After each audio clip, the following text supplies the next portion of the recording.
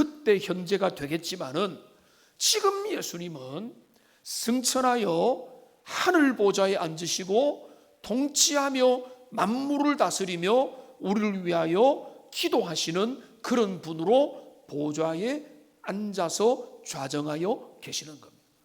여러분 그리스도를 그렇게 바라보고 계십니까? 여러분의 믿음은 내가 예수님을 믿는다고 할 때는 예수님의 어떤 모습을 여러분 믿고 있다는 것입니까? 예수님, 내가 예수님을 믿습니다라고 할 때 그 예수님의 어떤 모습입니까? 그러니까 저는 이 부분에 요즘에 관심이 많이 생기는 이유가 우리가 주님을 진짜 믿어야 되는데 우리 주님을 믿는 것은 어떤 사람은 과거에 행하신 그 일만 바라보거나 장차 오실 재림의 주님을 소망하는 게 잘못될 리가 없지만은 우리에게 반드시 회복되어야 될 시각은 뭔가 하면 지금 하늘에서 통치하시고 우리를 위하여 기도하시고 대제사장으로서 우리를 중보하시는 그리스도를 지금 우리가 바라볼 수 있어야 그게 예수님을 믿는 참 믿음이라는 것입니다. 그런 면에서 우리가 나중에도 찬양하겠지만은 하늘 보좌를 바라보는 믿음은 진짜 좋은 믿음입니다. 보좌에 누가 계십니까? 보좌에는요 우리의 믿음의 대상인 예수님이 계시는데 요한계시록 1장 5장 6절을 보십시오. 여기 이 말씀을 여러분 잘 머릿속에 그려보십시오. 지금 하나님은 비전과 환상으로 사도 요한에게 보좌를 보여주셨습니다. 보좌를 봅니다. 보좌에 누가 있습니까? 내 생물이 있습니다. 12장로들 24장로들이 거기에 서 있습니다. 그런데 그 가운데 누가 있습니까? 어린 양이 서 계십니다. 보좌의 우편에 어린 양이 서 계십니다. 나중에 보면 알겠지만 이분은 우리를 위하여 기도하고 계시고 우리를 위하여 중보하고 계시는 분인데 중요한 사실은 자 그분이 계시는데 어떤 분입니까? 죽임을 당했던 이전에는 죽임을 당했던 이전에 갈보리에서 고난을 당하시고 우리를 위하여 죽임을 당하셨으나 그러나 지금은 그 모든 죽음의 권세를 깨뜨리고 보좌에 앉으신 그분인 겁니다. 우리가 바라봐야 될 비전은 갈보리가 잘못된 게 아니죠. 그 골고다가 잘못된 게 아니죠. 그리스도의 십자가가 잘못된 게 아니고 과거의 주님을 우리가 잊어야 되는 건 아니고 기억을 해야 되고 미래에 오실 주님을 기억해야 되지만은 그러나 우리의 신앙의 핵심은 뭔가 하면 지금 보좌에 앉으신 그분 일찍이 죽임을 당했지만은 지금 그 죽음의 흔적을 가지고 살아서 인생을 다스리고 만물을 다스리는 우리 주님을 바라볼 수 있는 그 영적인 시야가 우리에게 열리는 은혜가 있기를 주님의 이름으로 축원합니다. 그 보좌를 바라볼 때 우리는 진짜 믿음을 가지는 거예요. 내가 예수님을 믿는다 할 때는 그것을 믿는 겁니다. 지금 그 십자가와 부활의 권능으로 말미암아 모든 사망의 권세를 깨뜨리고 보좌에서 우리를 통치하시는 그 주님인 겁니다. 자, 이 이야기를 우리가 몇 주 좀 살펴서 나누어서 보겠는데 오늘 히브리서 2장은 우리를 그 주님에게로 안내를 하고 있습니다. 히브리 2장에서 우리가 본문을 좀 살펴봐야 되는데 5절을 보십시오. 이렇게 말합니다. 하나님이 우리가 말하는 바 장차올 세상을 천사들에게 복종하심이 아니라. 자, 이 말을 하기 전에 제가 한마디만 말씀드리겠습니다. 여러분이 내가 은혜를 받는다 이거는요 뭔가 하면 말씀에 눈이 뜨여지면 그게 은혜 받는 겁니다. 여러분에게 그런 은혜가 있기를 바랍니다. 그러니까 여러분이 말씀에 주목을 해서 그 말씀이 이런 내용이구나라고 할 때 놀랍다라고 저는 말씀 설교 준비하다가 또 신학 공부하다가 그 은혜를 헤아릴 수 없을 정도로 많이 받았는데 여러분이 은혜를 다르게 받는 게 아니에요. 세뇌해서 받는 게 아니에요. 말씀에 눈이 뜨여질 때 그게 은혜 받는 거거든요. 그러니까 그런 게 여러분에게 지금 이 시간에 임하고 수시로 임하면 좋겠는데요. 이 9절로 한번 가봅시다. 여기 뭐라고 했는가 하면 하나님이 천사들에게 장차올 세상을 복종하게 만들지 않으셨다, 이렇게 말해요. 장차올 세상이라고 하는 표현이 있습니다. 장차올 세상은요, 지금 우리가 기다리는 마지막 새하늘과 새 땅이 아닙니다. 이 장차올 세상은 뭔가 하면, 쉽게 말하면 예수 그리스도로 말미암아 시작된 새 시대를 의미합니다. 이 장차올 세상은 지금 우리의 세상입니다. 그러니까 그 새 시대가 누구에게 맡겨지느냐라고 할 때 하나님이 뭐라고 말씀합니까? 천사들에게 그 역할을 주지 않으셨다. 천사들 발밑에 만물과 세상이 복종하도록 만드신 게 아니다. 하나님의 계획과 하나님의 아이디어는 천사를 중용하는 게 아니었다는 거예요. 자, 그러면 뭡니까? 그러면서 지금 제가 미리 경고를 드린 이유는 이 말씀이 쉽지 않기 때문에 그런데, 그러면서 그는 갑자기 느닷없이 시편 8편을 인용을 하고 있습니다. 그러니까 이렇게 말합니다. 그러나 누구인가가 어디에서 증언하여 이르되. 자, 누구인가 어디에서, 정확한 인용을 안 하죠. 근데 이건 바로 시편 8편을 인용하는 겁니다. 뭐라고 인용을 하는가 하면 갑자기 이런 인용을 합니다. 사람이 무엇이기에 주께서 그를 생각하시며 인자가 무엇이기에 주께서 그를 돌보시나이까? 그를 잠시 동안 천사보다 못하게 하시며 영광과 존귀로 관을 씌우시며 만물을 그 발 아래 복종하게 하셨느니라고 하는 그 성경 구절을 인용하는데, 여기에서 여러분 히브리서 2장에 말하는 것은 세 가지입니다. 세 가지. 첫째는 그를 잠시 동안 천사보다 못하게 하셨다. 둘째는 영광과 존귀로 관을 씌우셨다. 셋째는 만물을 그 발 아래 복종하게 하셨다. 이거를 딱 인용을 하는 겁니다. 빨리 시편 8편으로 한번 가보겠습니다. 구약의 807페이지쯤에 있습니다. 자, 여기 시편 8편 807페이지에 보면, 여기 시편 8편은 제가 눈 어림짐작을 하면 여러분들 중에 한 7, 80%는 몇 번 이상 읽었던 유명한 구절입니다. 이렇게 됩니다. 여호와 우리 주여, 주의 이름이 온 땅에 어찌 그리 아름다운지요, 주의 영광이 하늘을 덮었나이다. 쭉 나오다가 3절에 보면은 주의 손가락으로 만드신 주의 하늘과 주께서 베풀어 두신 달과 별들을 내가 보니 사람이 무엇이관데 주께서 그를 생각하시며 인자가 무엇이관데 하면서, 이렇게 이 시편 8편은 그런 복음성도 유명합니다. 그래서 이 시편 8편을 여기까지 4절까지 읽으면서 이거는 인생 예찬이구나. 우리 같은 피조물에게 하나님이 만물을 맡겨주시고 다스리도록 하셨고 통치하도록 하셨구나, 너무 감사하다라고 저도 묵상하고요, 그게 전혀 틀린 해석은 아니고, 여기 사람이 무엇이긴데 인자가 누구이길래 라고 하면서 이 하늘과 땅과 별들과 천지 만물을 맡겨주신 주님 앞에 감사 찬양하는 그런 내용으로 알려져 왔는데, 그게 틀린 게 아니라 여기 5절부터 파격이 일어납니다. 여기 5절에 보면 그 사람 또는 인자를, 4절에 나타난 사람 또는 인자를 하나님보다 조금 못하게 하시고 영화와 존귀로 관을 씌우셨다라고 말을 하고 있어요. 이 구절이 오늘의 포인트입니다. 자, 사람을 하나님보다 조금 못하게 하셨다. 여기 하나님에다가 난 아주 밑에 1번으로 해서 뭐라고 되어 있습니까? 천사라고 되어 있습니다.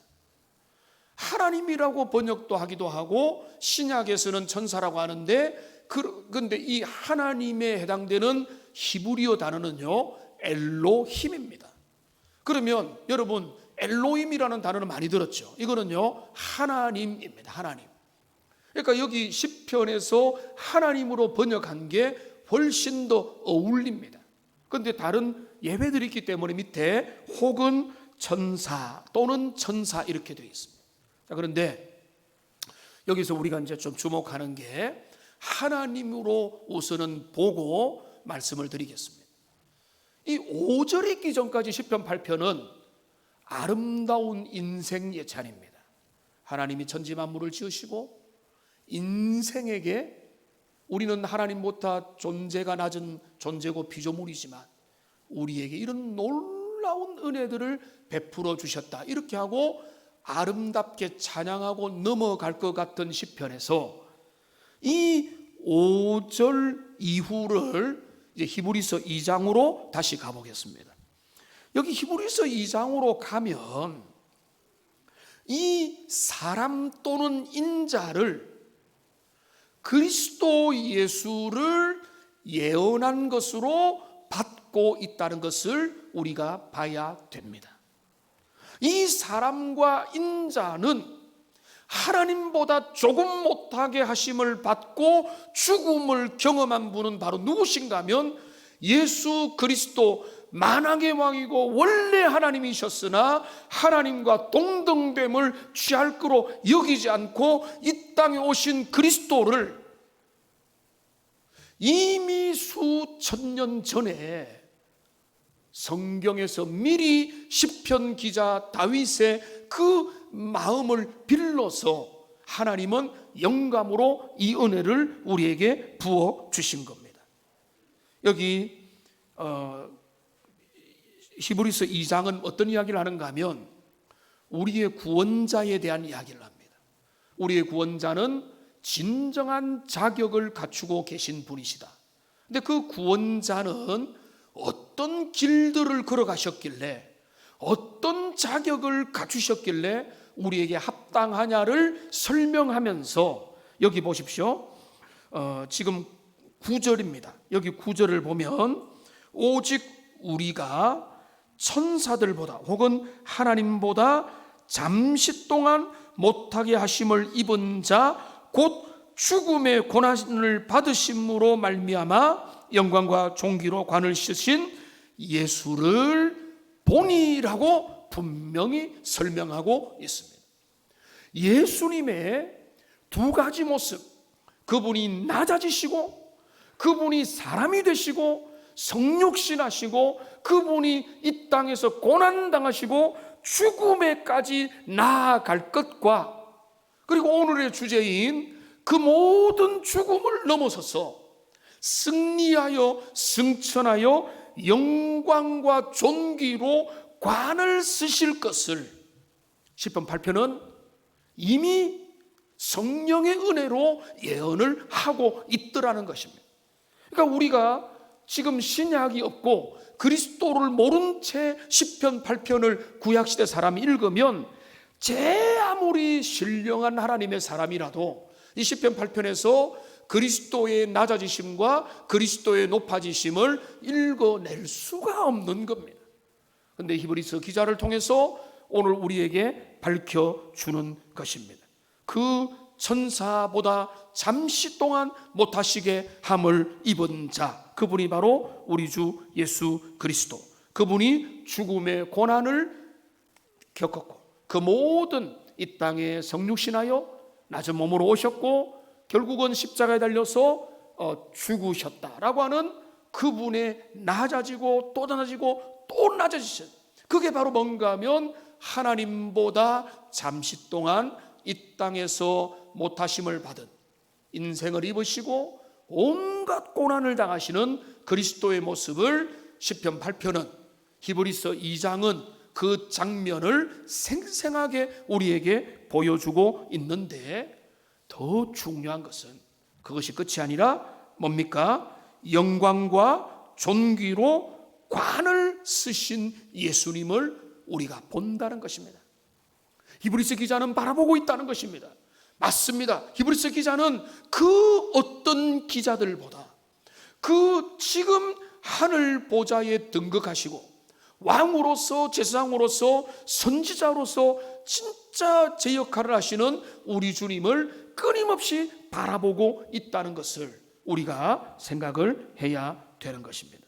그래서 지금 이것을 우리가 더 놀라야 되는 것은 교회는 처음부터 그것을 분명히 붙잡았습니다. 우리가 오늘날 21세기라서 새롭게 알려진 게 아니라 원래 교회는 이 그리스도의 낮아지심과 그리스도의 높아져서 승천하여 보좌에 앉으신 것을 원래 강하게 붙들었습니다. 자, 그거를 우리가 알 수 있는 왜 원래 붙들었다는가 하면 빌립보서 2장의 말씀을 보십시오. 여기 제가 빨리 한번 보면은 여기 2장에 위대한 그리스도에 대한 신앙이 나옵니다. 너희 안에 이 마음을 품어라. 그 그리스도 예수의 마음이니. 자, 첫째는 뭔가 하면 그분이 어떻게 낮아지는가를 낮아짐의 단계들을 그려줍니다. 그는 근본 하나님의 본체시고 그러나 그는 동등됨을 취할 것을 여기지 아니하시고 오히려 자기를 비워 종의 형체를 가지사 사람들과 같이 되셨고 사람의 모양으로 나타나사 자기를 낮추시고 죽기까지 복종하셨으니 곧 십자가에 죽으십니다. 그러니까 이 단계들이 보면 뭔가 하면 하늘 영광 버리고 이 땅에 오셔서 사람의 몸을 입고 고난받으시고 십자가에 달려 죽으심이라까지가 중요한 그리스도에 대한 신앙의 고백의 1절이라면 오늘 우리가 바라볼 것은 1절만 부르면 안 된다는 것입니다. 애국가 3절 4절까지 있는데 1절만 알면은 그게 이제 그 묘미가 다른 것처럼 복음의 2절이 있다는 거예요. 2절이 뭔가 하면 여기 9절부터 시작되는 거예요. 뭡니까? 하나님이 그를 지극히 높여서 모든 이름 위에 뛰어난 이름을 주사 하늘에 여기 10절 하늘에 있는 자들과 땅에 있는 자들과 땅 안에 있는 자들로 모든 무릎을 예수의 이름에 꿇게 하시고 만물이 그분 앞에 복종하게 하시고 모든 입으로 예수님을 주라고 시인하여 하나님 앞에 영광을 돌리게 하셨나니. 여기 빌립보서 2장을 보면은 예수님의 낮아지신 모습과 그리스도의 높아지신 모습이 있는데 이거를 시편 8편에 보면은 잠시 동안 하나님보다 못하시게 하심을 받았으나 영광과 존귀로 관을 쓰신 그분을 본다. 시편 8편과 히브리서 2장을 연결해서 볼 때 우리는 그리스도 예수의 낮아지심과 높아지심을 균형 있게 바라보고 우리가 진짜 바라봐야 될 주님의 진정한 모습은 어떤 모습인가를 우리는 제대로 알 수 있게 되는 것입니다. 여러분, 우리 기독교 신앙은요 박물관의 종교가 아닙니다. 우리는요 유적을 보고 좋아합니다. 이전에 2000년 전에 5000년 전에 3000년 전에 300년 전에 이런 유물이 있었구나, 이렇게 살았구나, 이런 유적이 있구나. 우리 기독교 신앙은요 유물을 보고 기뻐하는 신앙이 아닙니다. 갈보리, 여러분 예루살렘, 이스라엘, 성경 지리답사, 사람들이 말하는 성지순례, 저는 성지순례라는 말은 일부러 절대로 사용 안 하려고 합니다. 왜냐하면 성지는 따로 없어요. 성지를 순례하는 게 아닙니다. 성경 지리답사를 하면은 유익이 있을 겁니다. 기회가 되면은 이스라엘에 가십시오, 터키에 가십시오. 그 모든 흔적을 바라보십시오. 그러나 주님은 거기 계시는 분이 아닙니다. 그 유적을 받들어서 예배하고 경배하는 것도 아닙니다. 이 세상의 종교들은요 공자의 유적을 찾고 석가모니의 무덤을 찾고 그들의 흔적을 찾고 그거를 붙들고 경배하지만 우리 기독교 신앙은 유적을 찾아서 헤매는 신앙이 아니고 유품을 의지하는 신앙이 아니고 부활하여 승천하여 보좌에서 다스리시는 살아계신 주님을 믿고 그분을 의지하며 영원한 주님을 소망하면서 그분을 의지하고 따르는 신앙, 이게 진짜 신앙이고 이 신앙이 우리의 것이 되기를 주님의 이름으로 축원합니다. 그러니까 우리 기독교 신앙은 우리 하나님은 죽은 자의 하나님이 아니고 살아있는 자의 하나님이며 아브라함의 하나님, 이삭의 하나님, 야곱의 하나님은 바로 우리의 하나님이 되시는 겁니다. 그 신앙이 우리에게 확인되려면 우리에게 여러분이 이거를 동의하지 않는 사람은 없지만은 우리의 믿음을 다시 초점을 이동해야 되는 게 우리가 과거의 예수님 붙잡아야 됩니다. 미래의 예수님 바라봐야 됩니다. 그러나 현재가 없이 과거에만 매몰되거나 미래에만 사로잡히면 그 신앙은 아주 위험해지고 초점이 잘못돼요. 초점은 어디를 바라야 됩니까? 보좌에 계신 주님을 바랍니다. 지금 그분이 우리를 위하여 중보하시고 우리를 위하여 기도하시고 우리를 위하여 그 피 공로를 영원히 적용시키는 그 제사장으로서 사역을 지금도 하고 계시는 그분을 지금 의지할 때 그 과거가 되살아나고 미래를 의지할 수 있게 되는 것입니다. 사람들은요, 자기 관점에 따라 예수님을 바라봅니다. 슈바이처, 간디 이런 사람들은요, 예수님을 좋아했습니다. 그러나 단지 좋아했을 뿐입니다. 그들은 예수님의 휴머니즘적인 모습과 예수님의 아주 원수를 사랑하라, 악을 악으로 갚지 말라고 하는 이 땅에서 삶의 질서를 가르치는 모습을 보고 산상수훈의 교훈을 보고는 감동을 받고 그거는 진짜 받을 만하겠지만은 저들에게 초월적인 복음, 그리스도의 복음, 성경이 말하는 복음에 대한 이해까지 그들은 가지 못했던 것입니다. 오늘 사람들도 예수님을 찾습니다.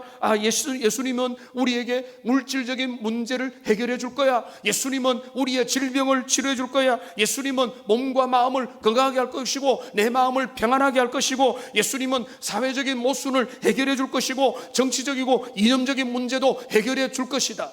여러분, 우리가 주님을 믿고 의지하면은 그런 문제에서도 자유하게 되고 우리의 삶에 가난을 벗어나게 되고 많은 것들이 좋아지겠지만은 그러나 그것은 본질이 아닙니다.